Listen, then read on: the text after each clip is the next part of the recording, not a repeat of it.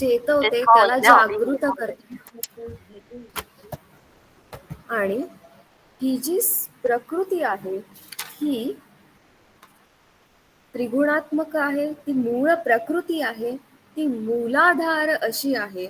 आणि ही आणखी कशी आहे तर हिचं वर्णन श्वेताश्वतर उपनिषद, जे यजुर्वेदाचं उपनिषद आहे, त्यामध्ये याचं वर्णन केलेलं आहे की ही जी सृष्टी आहे ही अजामेकं लोहित शुक्ल कृष्णं बह्वीः प्रजाः सृजमानां स्वरूपाः अजोहेको जुषमाणोऽनुशेते जहात्येनं भुक्तभोगानम् अजन्यः. ही ही जी सृष्टी निर्माण करणारी प्रकृती आहे, हे जे प्रकृती नावाचं तत्व आहे, हे कसं आहे तर हे एका शेळीप्रमाणे आहे. अजा म्हणजे शेळी, ही एखाद्या शेळीप्रमाणे ही आहे. आणि कशी आहे तर ती लोहित शुक्ल कृष्णाम, ती लाल रंगाची पण आहे, ती शुक्ल म्हणजे काळ्या रंगाची पण आहे, ती शुक्ल म्हणजे पांढऱ्या रंगाची सुद्धा आहे, आणि कृष्ण म्हणजे काळ्या रंगाची सुद्धा आहे. अशी वेगवेगळ्या रंगांनी युक्त बह्वी प्रजाः सृजमानां, म्हणजे स्वतःपासून वेगवेगळ्या स्वरूपांनी, वेगवेगळ्या रूपांनी, विविधतेने नटलेली अशी ही सृष्टी ती निर्माण करते, ही प्रकृती. आणि काय करते ती तर ही मूल प्रकृती आहे, त्यामुळं तिच्यापासून ती वेगवेगळे तत्व जेव्हा निर्माण करते तेव्हा तो जो अज आहे, म्हणजे जो आत्मा आहे, आपल्या प्रत्येकाच्या ठिकाणी असणारा हा आत्मा, तिच्या सृष्टीसाठी उपयोग करून तिचा त्याग करतो असं म्हटलेलं आहे. आणि यापासून ही सृष्टी, हे जे जग आहे हे निर्माण होतं असं म्हटलं आहे. जेव्हा आपण सांख्य दर्शनाचा अभ्यास करतो, यातही जेव्हा प्रकृती या तत्वाचा विचार करतो, तेव्हा हा जो श्लोक आहे हा नेहमीच उपयुक्त ठरतो, हा एक खूप महत्वाचा ठरतो. आणि हे पाहत असताना, याचा अभ्यास करत असताना, ही जी प्रकृती आहे ही प्रकृती आपण पाहिलं की त्रिगुणांनी जरी युक्त असली, तिच्यापासून जरी ती अनेक गोष्टींची निर्मिती करणारी असली, तरी ती स्वतः अशी ज्ञात नाहीये, तिला स्वतःच असं ज्ञान नाही. आणि जेव्हा तिला तिचं ज्ञान होतं तेव्हा ज्याप्रमाणे एखादी नर्तकी मंचावर येऊन नृत्य सादर करते आणि नृत्य झाल्याबरोबर परत आपल्या स्थानी जाते, त्याप्रमाणे ही प्रकृती सृष्टी निर्माण केल्यानंतर, या सृष्टीमध्ये तत्वांची निर्मिती केल्यानंतर परत आपल्या स्थानी जाते असं म्हटलं आहे. मग ही जी सृष्टी आहे ही प्रत्येकाला वेगवेगळी भासते. म्हणजे कुणालाही अज्ञानी वाटते, कुणालाही दुःखमय वाटते, कुणालाही सुखमय वाटते, तर कुणालाही क्षणभंगूर वाटते. अशी प्रत्येकाला हे जे जग आहे, ही सृष्टी आहे, ही वेगवेगळी वाटते. पण जेव्हा त्याचं खरं ज्ञान होतं, जेव्हा तिचं खरं स्वरूप कळतं, तेव्हा तो मनुष्य तो सजीव मोक्षाला प्राप्त करतो. मग हे ज्ञान होत असताना अज्ञानाची जी ही पायरी आहे, तिच्यासाठी मराठीमध्ये एक सुप्रसिद्ध अशी गोष्ट आहे की एकदा एका मंदिरामध्ये 7 अंध व्यक्ती जातात. आणि काय होतं तर ते अंध व्यक्ती जेव्हा त्या मंदिरामध्ये गेलेले असतात, तेव्हा खरं तर त्यांचा उपहास इथे करायची कोणतीही गोष्ट नाही किंवा हेतू नाही आहे असा. पण जेव्हा ते मंदिरामध्ये जातात तेव्हा मूळचाच त्यांच्या समोर अंधार असतो, आणि त्यातही वेळेचा पण अंधार असतो, म्हणजे वेळ अंधाराची वेळ असते, संध्याकाळ झालेली असते, रात्र होत आलेली असते. आणि अशा वेळी ते जेव्हा मंदिराच्या प्रवेशद्वारापाशी जातात तेव्हा तिथं एक त्यांना हत्ती दिसतो. दिसतो म्हणण्यापेक्षा हत्ती लागतो. मग 7 जण विचार करतात एकत्रित, की आतापर्यंत आपण हत्तीला तर कधीच पाहिलं नाही. मग हत्ती म्हणजे कसा असावा? हत्ती म्हणजे कसा लागत असावा? खरा असावा की खोटा असावा? असे वेगवेगळे त्यांच्या मनामध्ये विचार येतात आणि ते त्या हत्तीच्या एकेका अवयवांना हात लावून चाचपडू लागतात, की कसा असेल बुवा. मग एकाने सोंडेला हात लावला आणि त्याला काय वाटलं, तर सोंड म्हणजेच हत्ती. एकाने पायाला हात लावला, त्याला वाटलं की पाय म्हणजेच हत्ती. एकाने शेपटीला हात लावला, त्यालाही वाटलं की तो अवयव म्हणजेच तो हत्ती. असं 7 जणांनी 7 अवयवांना जिथे जिथे स्पर्श केला त्यांना ते ते अवयव म्हणजेच हत्ती वाटला. मग हे जेव्हा चालू होतं तेव्हा दुरून एक व्यक्ती त्यांना पाहत होता. तो होता डोळस, म्हणजे त्याला पाहता येत होतं. आणि तो त्या 7 जणांना एकत्र करून म्हणाला, की तुम्ही प्रत्येक जण योग्य अवयवाला हात लावून तपासत आहात, पण तो अवयव नुसता म्हणजे काही हत्ती नव्हे. आणि तुम्ही ज्याला हात लावलाय तो म्हणजे सुद्धा खरा हत्ती नाही. तो एक दगडी हत्ती आहे.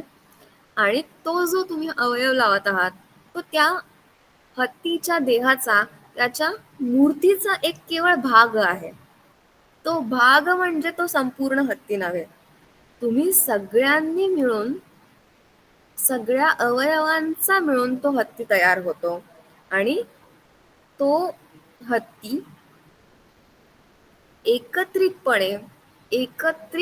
अवयवांनी युक्त असा ज्ञात होतो, असं त्याने सांगितलं. मग तेव्हा या 7 व्यक्तींना ती गोष्ट पटली आणि मग त्यांनी एकमेकांचं म्हणणं मान्य केलं. सांगण्याचं तात्पर्य असं, की आपण प्रत्येक ठिकाणी किंवा प्रत्येक जण सृष्टीचं असेल या जगाचं असेल किंवा एखाद्या विषयाचं असेल, वेगवेगळं ज्ञान सांगतो, वेगवेगळं मत सांगतो.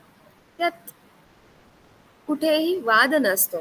पण जेव्हा आपण त्याचं खरं स्वरूप जाणतो, जेव्हा आपल्याला त्याची योग्य अशी गोष्ट कळते, त्याचं तात्पर्य, त्याचा मतितार्थ जेव्हा कळतो, तेव्हा ते ज्ञान म्हणजेच खरं ज्ञान असतं आणि ते मोक्षाकडे जाणारं असतं, असा या दर्शनांचा सिद्धांत मांडलेला आहे. हा जाणून घेत असताना ही जी प्रकृती आपण पाहत आहोत, या प्रकृतीचं जे विवेचन जाणून घेत आहोत, हे कसं आहे, तर त्याविषयी सुद्धा एक श्लोक आहे. तो म्हणजे ननु अचेतनं प्रधानं चेतनान अधिधिष्ठितं महत् आदिकार्ये न व्याप्रियते. ही जी प्रकृती आहे, ही जी मूळ प्रकृती आहे, ही अचेतन अशी आहे. म्हणजे तिच्या ठिकाणी कोणत्याही चेतना नाहीत. तिच्या ठिकाणी खरं तर ज्ञान नाही. त्यामुळे ती केवळ आणि केवळ निर्मितीचं सृजनात्मक कार्य करते. आणि त्यामुळे ती कशी आहे, तर महत् आदी कार्ये, महदापासून म्हणजे बुद्धी नावाच्या तत्वापासून ती पुढे तत्वांची निर्मिती करते. न व्याप्रियते म्हणजे ती कुठेही व्यापून कुणाच्या अंतर्गत नसते, म्हणजे ती कुणाच्याही पासून निर्माण न झालेली अशी आहे ती. आणि ती कशी आहे, तर केनचित चेतनेन अधिष्ठात्रा भवितव्यम, की ती त्या तत्वांची निर्मिती करत असताना त्या आत्म्याची तिला आवश्यकता असते. आणि तो जर आत्मा नसेल तर ती कशी आहे ही सृष्टी, तर ही एखाद्या ड्रायव्हर शिवाय चालत असलेल्या मोटारीसारखी आहे असं म्हटलं आहे. आणि म्हणून ही सृष्टी ही अचेतन आहे, ती सृजनात्मक आहे आणि तिच्या ठिकाणी अज्ञान आहे असंही म्हटलेलं आहे. आणि ही सृष्टी आपल्याला विविध तत्वांची निर्मिती करत असताना त्रिगुणात्मक आणि त्रिदुःखांनी युक्त अशी दिसते. मग ही प्रकृती जाणून घेत असताना हा जो आत्मा नावाचा भाग आहे, ज्याला पुरुष असाही म्हटलं आहे, त्याची कशी आहे, तो कसा आहे, तर ते त्याचंही वर्णन आपल्याला इथं केलेलं दिसतं. की इथं आपल्याला शास्त्राचा हा अभ्यास करत असताना कुठेही वेगळा विचार दिसत नाही, तर केवळ आणि केवळ हे जे जग निर्माण झालेलं आहे याचा शास्त्रीय दृष्टिकोन पाहायला मिळतो. आणि त्याचमुळं ही जी सृष्टी आहे यातला हा आत्मा हा कसा आहे, तर हा संघात परार्थत्वात त्रिगुणादि विपर्याद अधिष्ठानात पुरुषः अस्ति भोक्तृभावात कैवल्यार्थम प्रवृत्तेश्च असं म्हटलं आहे. की हा जो आत्मा आहे हा कसा आहे, हा पंचमहाभूतांनी बनलेल्या निसर्गाच्या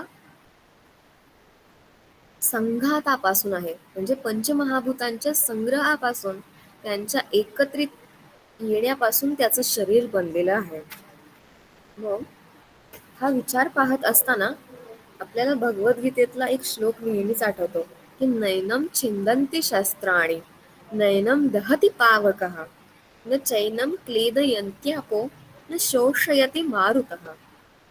म्हणजे आपला हा जो आत्मा नावाचा आहे, एक ऊर्जा जी आहे ती कशी आहे, तर तिला शस्त्राने कापलं जाऊ शकत नाही, तिला पाण्याने धुतलं जाऊ शकत नाही, ती उन्हाने वाळवू शकत नाही, आग तिला जाळू शकत नाही.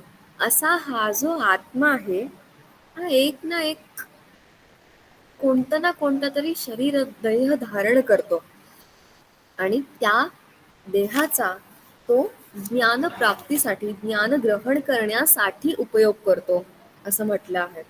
आणि म्हणूनच हा जो त्याचा देह आहे, माणूस जो आपण देह धारण करतो किंवा कोणताही सजीव जो देह धारण करतो, तो देह म्हणजे 5 महाभूतांपासून तयार झालेला असा असतो.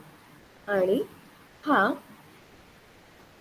प्रत्येकाच्या ठिकाणी वेगळा असतो, म्हणून तो परार्थत्वात वेगळा असा आहे. तो एकच आत्मा आहे का, तर नाही. जर असं म्हटलं की या जगामध्ये फक्त एकच आत्मा आहे, तर सगळ्यांचे जेवढे सजीव आहेत ते एकाच क्षणी मरतील आणि एकाच क्षणी जन्म घेतील, अशी आपत्ती येईल. त्यामुळं हा जो आत्मा आहे हा वेगवेगळ्या शरीरामध्ये वेगवेगळ्या प्रकारे असा आहे. आणि हा आणखी कसा आहे, तर तो त्रिगुणादि विपर्यात, म्हणजे त्याच्या ठिकाणी सत्व रज तम यांचा अभाव असतो, तो यांनी रहित असा असतो. कारण आपण पाहिलं की ही जी प्रकृती आहे ही त्रिगुणात्मक आहे आणि हा जो आत्मा आहे तो तिच्या बरोबर उलट,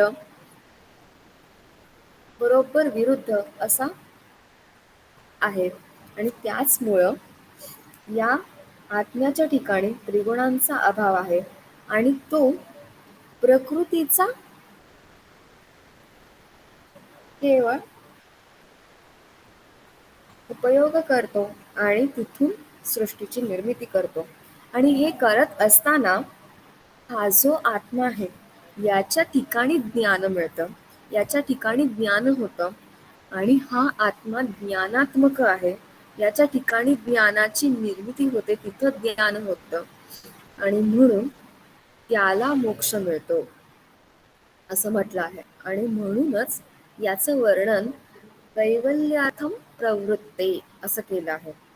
या आत्म्याच्या ठिकाणी ज्ञान होतं, त्याला ज्ञान होतं त्यामुळं एक 2 सेकंड.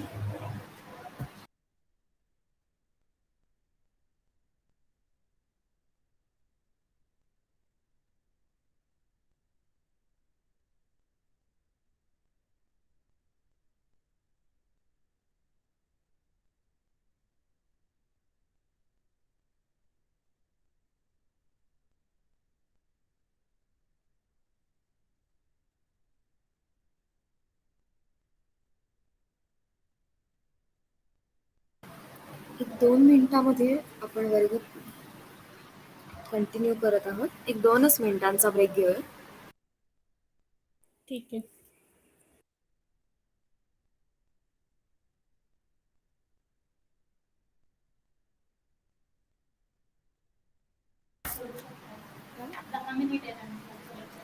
नाही तोपर्यंत मी एखादा वर्ग शोधते.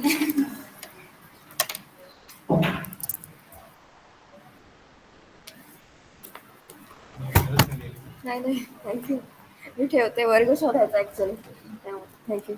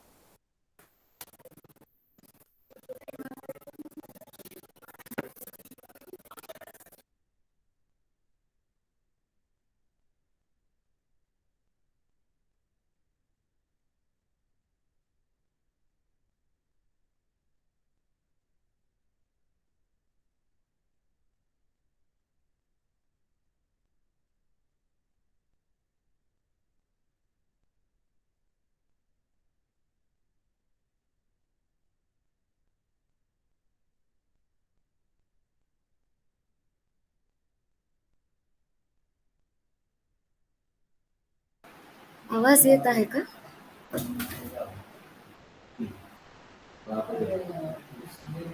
माझा आवाज येत आहे का? हो, येत आहे. चालेल. तर हा जो आत्मा आहे याचं वर्णन पाहत असताना या आत्म्याच्या ठिकाणी ज्ञान होतं. हा आत्मा ज्ञानाने युक्त आहे आणि म्हणून कैवल्यार्थम प्रवृत्तेहि असं याचं वर्णन केलेलं आहे. आणि हा आत्मा जरी चेतनयुक्त असला, जरी त्याच्या ठिकाणी मोक्षाची संकल्पना मांडलेली असली तरी तो त्रिगुणांपासून वेगळा असा आहे. तो एखाद्या अंध आणि पंगू या न्यायाप्रमाणे आहे आणि त्यामुळं नुसता हा आत्मा या सृष्टीचं ज्ञान प्राप्त करू शकत नाही. त्याला या सृष्टीची आवश्यकता असते. त्याला या प्रकृतीची ज्ञानाची आवश्यकता असते. असं हे प्रकृती आणि आत्मा यांचं वर्णन आपण पाहिलं. हे पाहत असताना या दर्शनाच्या अंतिम भागाकडे म्हणजे याच्या मोक्ष या तत्वाकडे जात असताना या मोक्षाची जी संकल्पना आहे ही इथे ज्ञानाने युक्त अशाच अर्थी मांडलेली आहे की हा जो आत्मा आहे ज्याला ज्ञान होतं, जो अनेक आहे, जो वेगळा आहे, जो त्रिगुणांपासून वेगळा आहे, असा हा आत्मा जेव्हा या 3 प्रमाणांद्वारे म्हणजे प्रत्यक्ष, अनुमान आणि आप्तवचन या 3 प्रमाणांद्वारे या सृष्टीचं ज्ञान प्राप्त करतो, या सृष्टीतील तत्वांचं ज्ञान प्राप्त करतो आणि पहा 23 जी तत्व आहेत महदापासून पंचतन्मात्रापर्यंत या 23 तत्वांचं जेव्हा त्याला ज्ञान होतं त्याच्या या देहाचं म्हणजे हा जो आपला देह आहे हा कधी ना कधीतरी जन्म घेतोय म्हणजे संपणारा असा आहे. त्यामुळं त्याच्या जीवनामध्ये जी काही दुःख आहेत मग ती आधिभौतिक असेल, आध्यात्मिक असेल आणि अधिभौतिक असेल, या दुःखांचं जेव्हा त्याला ज्ञान होतं, त्या दुःखांच्या ज्ञानावर त्या दुःखांवर मात करण्यासाठी जेव्हा त्याला 3 प्रमाण त्यानंतर या सृष्टीतील ज्ञान प्राप्त होतं, तेव्हा त्याला मोक्ष मिळतो असं म्हटलं आहे. आणि त्यामुळं हा जो त्याचा मोक्ष आहे हा ज्ञानाद्वारे आहे. म्हणजे माणसाला जेव्हा ज्ञान प्राप्त होतं तेव्हा तो त्याचा खरा मोक्ष असतो. त्यामुळं केवळ एक जन्म सोडून दुसऱ्या जन्मामध्ये जाणं किंवा हा देह सोडून स्वर्ग प्राप्ती, नरक प्राप्ती यांसारखी तत्व कुठेही इथं अडकलेली दिसत नाहीत. तर स्वर्ग आणि मोक्ष याच्या पलीकडे जाऊन मोक्ष म्हणजे काय, तर तस्मान्न बध्यते अद्धा न मुच्यते नापि संसरति कश्चित संसरति बध्यते मुच्यते च नानाश्रयाः प्रकृतीः. म्हणजे जेव्हा या माणसाला, या आत्म्याला ज्ञान होतं आणि हे होत असताना ही जी त्याची अवस्था आहे, हा जो माणूस आहे हा कसा आहे, तर हा बद्ध होत नाही. हा जो आपला आत्मा आहे हा जरी आत्मा अविनाशी असला, जरी तो अनादि असला, तरी तो जे देह धारण करतो ते या प्रकृतीद्वारे असतं. हे जेव्हा त्याला ज्ञान मिळतं, हे जेव्हा तो जाणून घेतो, तेव्हा ती खरी अवस्था आहे असं म्हटलं आहे. आणि त्यामुळं विवेक ज्ञान हेच मोक्षाचं साधन मानलेलं आहे. आणि या विवेक ज्ञानाद्वारेच माणसाला मोक्ष प्राप्त होतो असं सांख्यांनी म्हटलं आहे. इथपर्यंत आपलं सांख्य दर्शन पूर्ण होतं. हे होत असताना कोणताही ग्रंथ जेव्हा आपण अभ्यासत असतो, कोणत्याही ग्रंथाचा जेव्हा आपण अभ्यास करत असतो, तेव्हा 4 प्रकारचे तत्व हे नेहमी महत्वाचे असतात. त्याला अनुबंध चतुष्टय असं म्हटलं आहे. की जो आपण ग्रंथ अभ्यासणार असतो किंवा ज्या ग्रंथाचा आपण अभ्यास करणार असतो त्याचा विषय काय आहे हे पाहणं महत्वाचं असतं. त्याला विषय म्हणतात. त्यानंतर अधिकारी. आता इथे अधिकारी म्हणजे कोणताही पद नसून तो ग्रंथ वाचण्याची किंवा त्या ग्रंथाचं अध्ययन करण्याची मुभा, ते ग्रंथ अभ्यास करण्याची परवानगी कोणाला आहे, तो त्या ग्रंथाचा अधिकारी असतो. मग इथे अधिकारी हा नियम हा केवळ इथे त्याच्या आधी त्याचं जे अध्ययन झालं आहे त्यानुसार ठरतो. म्हणजे आज आपण पाहतो की पहिली झालेल्या विद्यार्थ्याला थेट 10वीची परीक्षा देता येत नाही. का, तर त्याच्याकडे त्याचं ते पूर्ण ज्ञान मिळवलेलं नाही. त्यामुळं सांख्य दर्शनाचा अभ्यास कोणी करावा, तर ज्याला दुःखांचा नाश करायचा आहे, ज्याला या सृष्टीचं खरं ज्ञान प्राप्त करून घ्यायचं आहे, तो इथं अधिकारी म्हटलेला आहे. त्यामुळे इथे कुठेही कुणालाही हेतुपूर्वक उपदेश न करता ज्याला दुःख संपवायचं आहे, ज्याचा दुःखावर मात करायची आहे, तो इथे अधिकारी म्हटला आहे. असा हा अधिकारी नावाचा एक बंध अनुबंध चतुष्टयातला आहे. तिसरा जो यातला बंध आहे तो आहे संबंध. विषय आणि ग्रंथ म्हणजे ग्रंथाचा विषय आणि ग्रंथ यांमध्ये काय संबंध आहे, यांमध्ये काय रिलेशन आहे, त्याला संबंध असा बिंदू म्हटला आहे. मग सांख्य दर्शनामध्ये सांख्यांची जी तत्व आहेत, सांख्यामधला जो विचार सांगितलेला आहे तो विवेक ज्ञानाला किंवा मोक्षाला ज्ञापित करतो, सांगतो. आणि ते ज्ञान, तो ते ज्ञापन त्याचं विषयाद्वारे प्रकट होतं. म्हणजे सांख्य दर्शन याच नावाद्वारे प्रकट होतं. म्हणून सांख्य दर्शन आणि त्याच्या ग्रंथामध्ये ज्ञाप्य ज्ञापक भाव आपल्याला दिसतो आणि हा भाव आपल्याला इथे संबंध या बंधाद्वारे कळतो. आणि चौथा जो महत्वाचा बंध आहे तो म्हणजे प्रयोजन. कोणताही ग्रंथ अभ्यासायचा असेल, कोणतंही पुस्तक जर वाचायचं असेल तर काहीतरी प्रयोजन असतं, काहीतरी हेतू असतो, काहीतरी कारण असतं ज्याद्वारे वाचक वाचत असतो आणि रचनाकार लेखक ते लिहित असतो. मग त्या लेखकाचा जो उद्देश असतो, जे त्याचं कारण असतं ते म्हणजे प्रयोजन.